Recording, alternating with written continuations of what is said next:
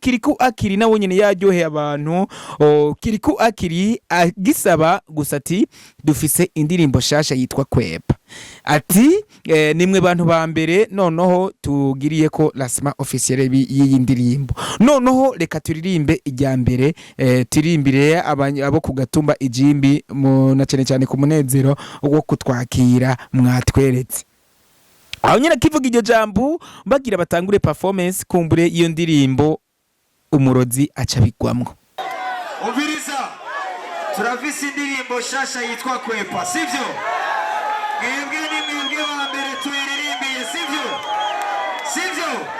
Rero umuntu wese afise igitambara gishire hejuru, sivyo? Turirimbe iyo ndirimbo yacu shasha, sivyo?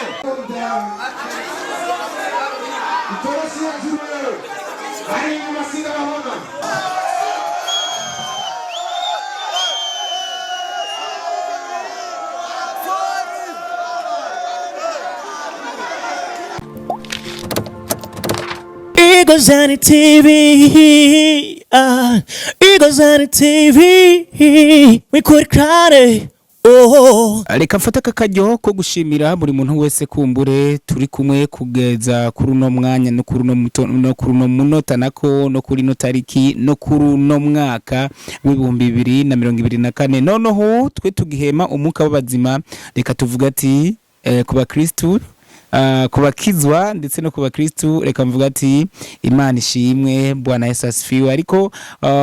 Ariko kandi kuba mizurima, reka tuvuga ati Allahu Akbar. Noneho kandi nongera ngenda shimira bamwe bamfashije gusenga, noneho nongera shimira bamwe bansengera muri iyi minsi ngahe nari nkitswe n'amagara, na cyane cyane aho mwari muzi ko aho mutaheruka kubona post ikiganiro canje. Noneho kubari bakumbuye ijwi ryanje canke ibiganiro vyanje, I'm come back, ndahari ku bwanyu kugira ngo tubandanye kumbure dusangira umunezero kuri Egozen TV. Abanyanka ariko kandi n'abankunda mwese ndabakunda cyane. Noneho reka twibukanye ko hari ku munsi wa Mungu itariki 8 z'uku kwezi nyene kw'icenda, umwaka nyene w'2024, Birman Boy aho bari live ijimbi. Anure ijimbi na hantu hatangaje abatari bato nako abatari bake ati aho ijimbi nihe. Ijimbi rero ni umwe mu mitumba igize zone Mungwa, zone isanzwe iri muri commune Gitega ndetse n'intara nziza ya Gitega, aho ibi bihangange bibiri mu muziki ndundi Double J once again ari kumwe na Kiriku Akiri bari bagiye guteramisha abanyagatumba bo ku mutumba wa Jimbi.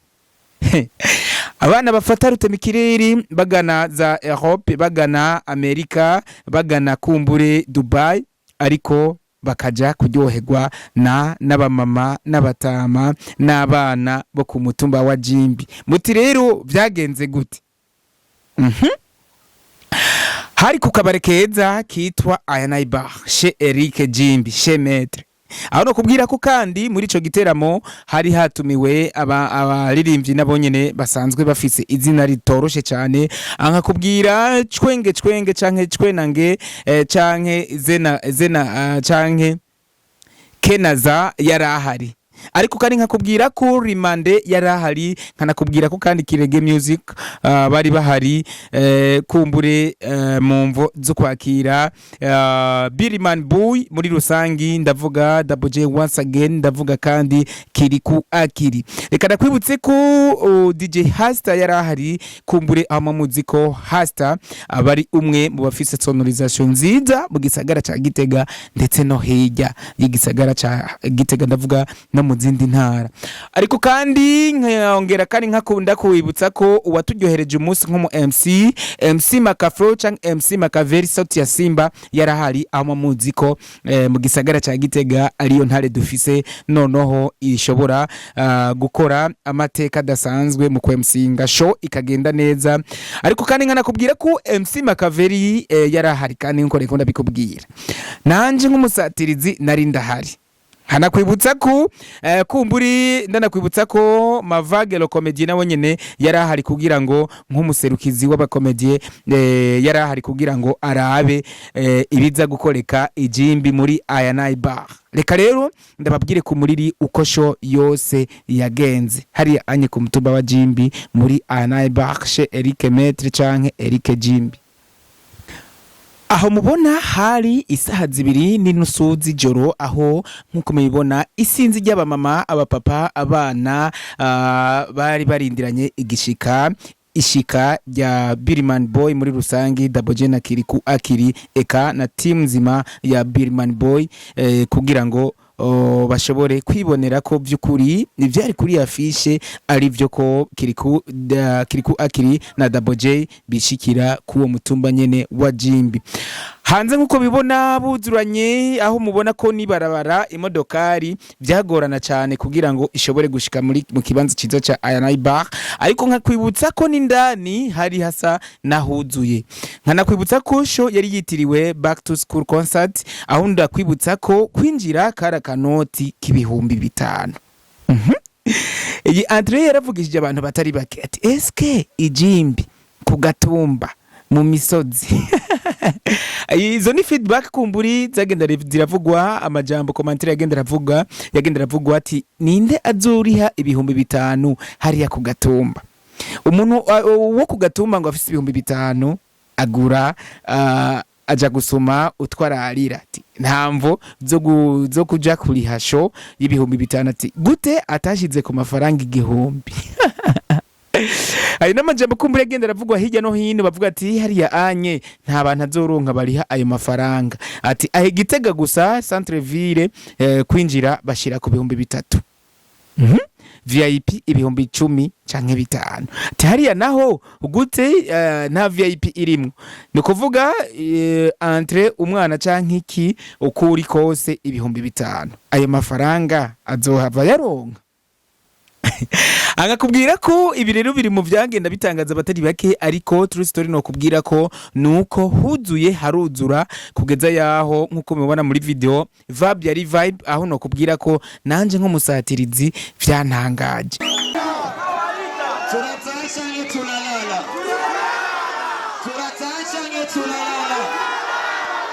sheli twendelala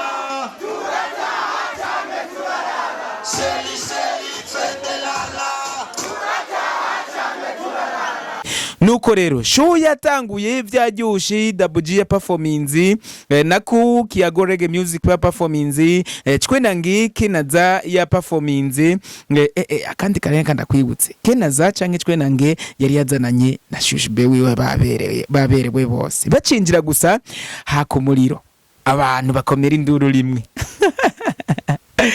Rimande naku yaryoheye abantu, Kiago Reggae Music baryoheye abantu, ncamvuga hariya anye ba Desire bande hariya anye baryoheye abantu, na Double J once again hariya anye yaririmbye utirimbo tutari duke twagiye turafata imitima y'abantu.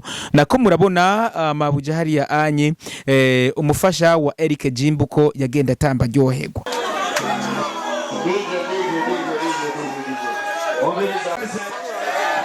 Toroshera tubengeze sibyo hatsa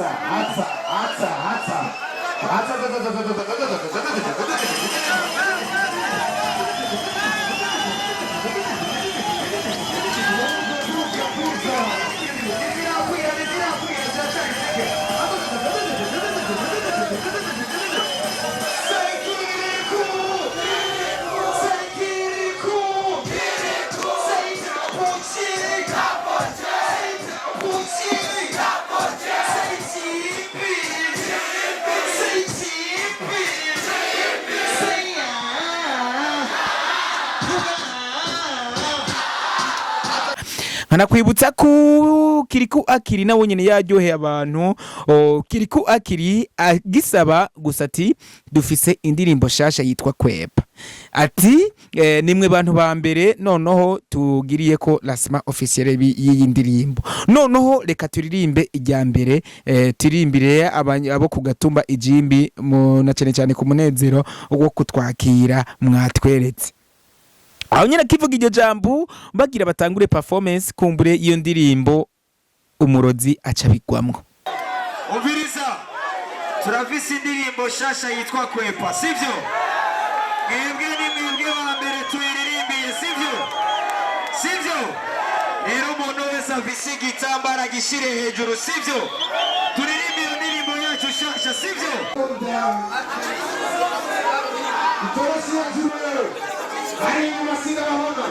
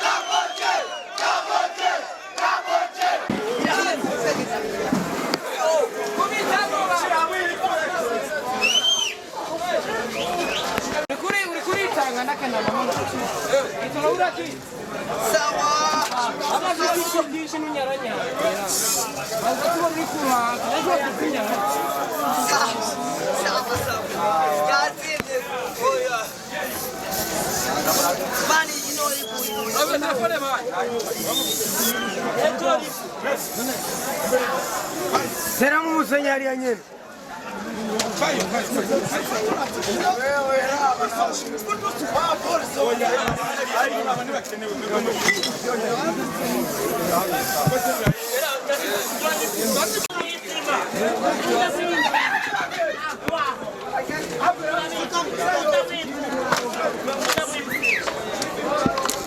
Aba cameraman, nabona nitwa mu camera bukura. Aba cameraman abakamera. Yahetse. Aya mudu. Iyo nishobora guhora. Ubuza nababwiye. Aho nakugira iraza kwaka tu. Hariya anye groupe irasha iratokombera nkuko muriko murabibona. Hariya anye uwabitubise nzi nanje ntavyo nzi, ariko hirya no hino bavuga ati abarozi, uwo murozi aturogeye sho ninde. Hariya anye umwiza sinzi ko hariya anye hawuze uwibwa telefone, ariko hariya anye muri Anaibar security ibikwiye kabisa. Sinigeze numva ko hari uwibwa telefone na kare, aho mubona ko hari huzuye, ariko kandi groupe yahiga tokombera mubona ko abafana baguma barenza induru basaba ati nako turyohereza ibirori groupe dufashe yake uwo murozi asohoke, uwo murozi afatwe kugira ngo twibandanirize vibe. Hariya anye mukurindira ko kumbure groupe ikira nako vyari bigoye cyane, kubera ko murabona ko yatsi gatokombera n'urubeya gwinshi runarenze, ariko kubw'abafana bari bamaze kuryoherwa cyane, baca batangura guhamagara ati Double J kiriku nkuko muvyumva ngaha.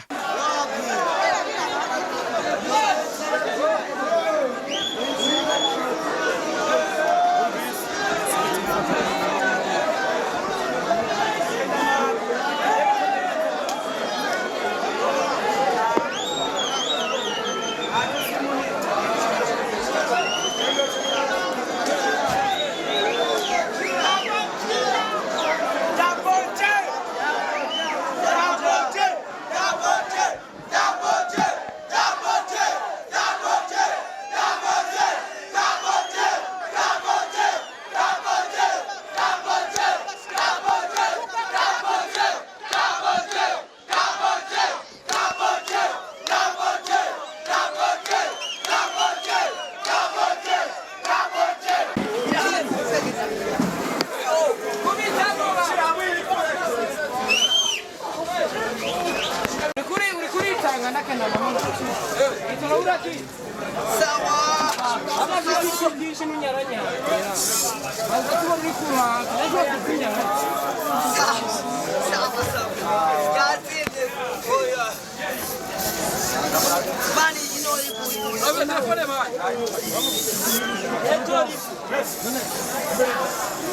Será nk'umusenyeri nyene.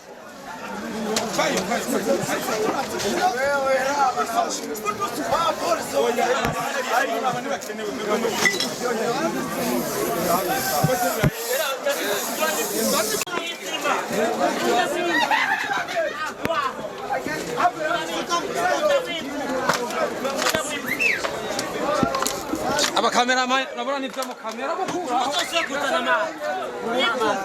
Abakameramani bakakamera. Yahetse. Aya mudu. iyo nishobora guhora ubuza n'ababwiye aho nawe iraza kwaka tu ntibikunda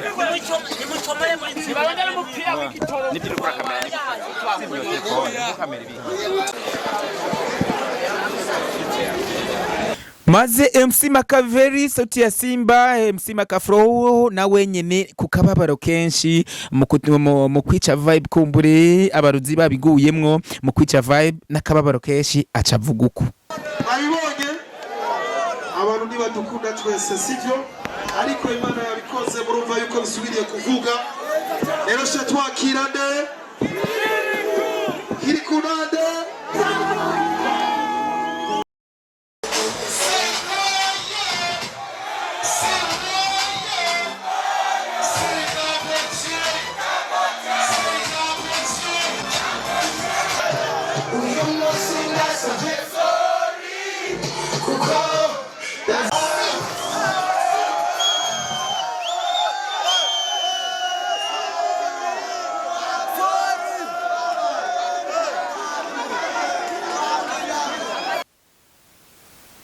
ariko kandi mu nyuma haciye umwanya muto kandi groupe isubira gusha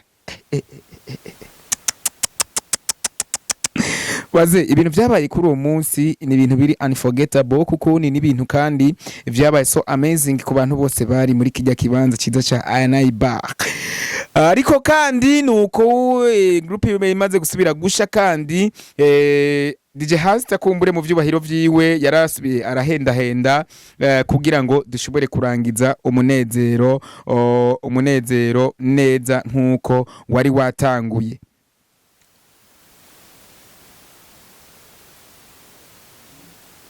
Ngenda mvuga nti reka nongere shimira vyimva mutima ku bantu bose bari bitabiye kijya kirori kandi nongera kumbure nshimira ubuyobozi bwose noneho abatware bose batumye turonka umutekano muri kijya kibanza ciza ca Ayanai Bar.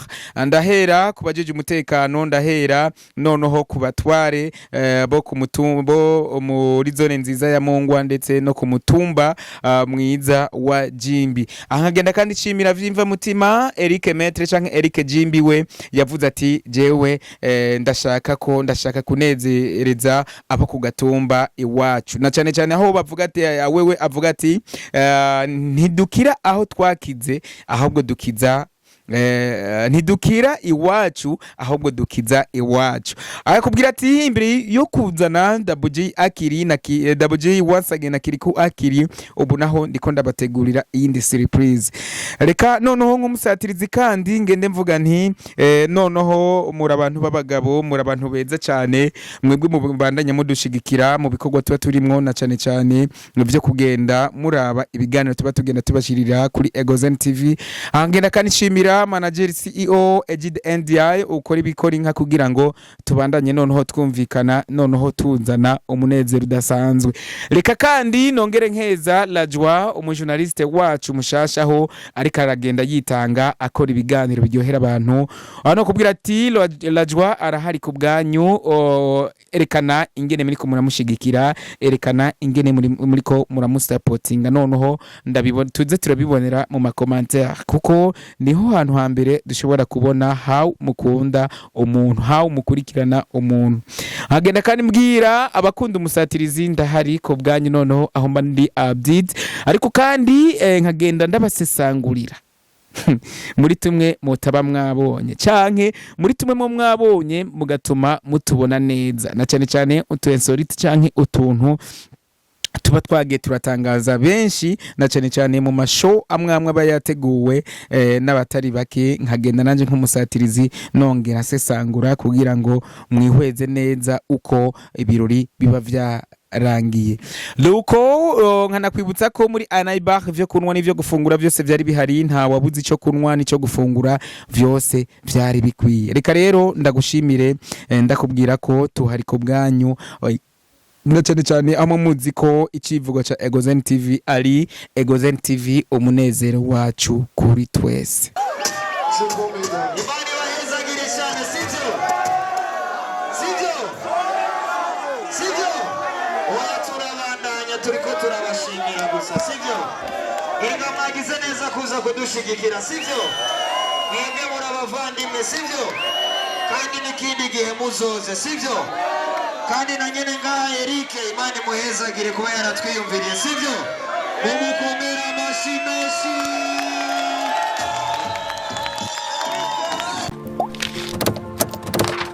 Igozani TV,